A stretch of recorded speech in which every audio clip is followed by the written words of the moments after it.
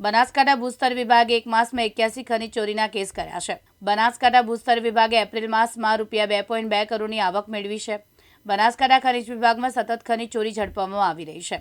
તો ગત વર્ષે ખનીજની એક વર્ષમાં 105.27 કરોડની આવક સાથે બનાસકાંઠા જિલ્લો પ્રથમ રહ્યો। વર્ષ દરમિયાન ખનીજ ચોરીના 704 કેસ કરી 12.30 કરોડની આવક મેળવી હતી।